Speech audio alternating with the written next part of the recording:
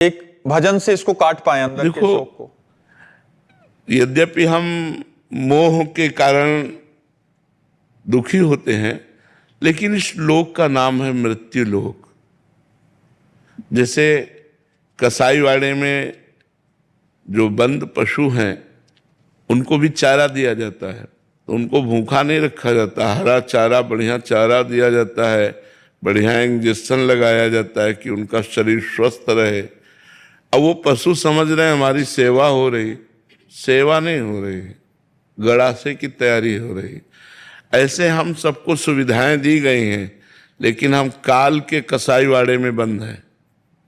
कभी भी मार देगा, किसी को भी मार देगा, और वो बड़ा निर्दयी है, उसको कभी किसी पर दया नहीं आती कि इसके मरने के बाद इसका क्या होगा, कोई दया नहीं। वो अपना काम, और आज तक कोई काल को मार दिया ऐसा कह नहीं पाया। बोले कैसे मरे, बोले एक्सीडेंट से। कैसे मरे, बोले हार्ट फेल हो गया। कैसे मरे, बोले अमुक ने ऐसा ऐसा।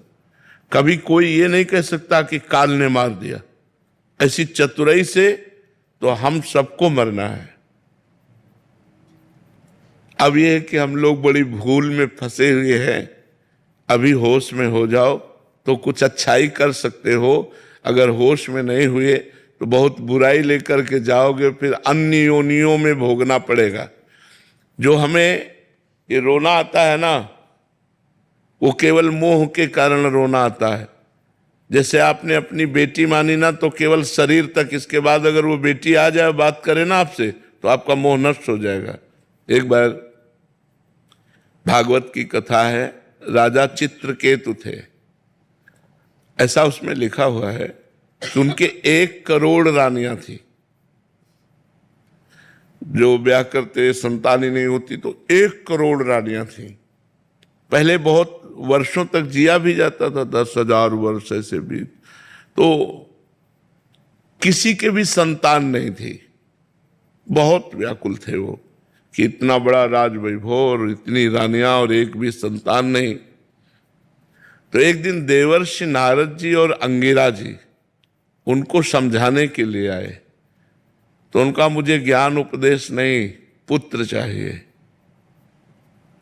पुत्र की प्राप्ति की कामना ने इतना व्यथित कर दिया था कि ऐसे सिद्ध महापुरुषों को उन्होंने कहा, मुझे ज्ञान नहीं, भक्ति का उपदेश नहीं, मुझे पुत्र चाहिए।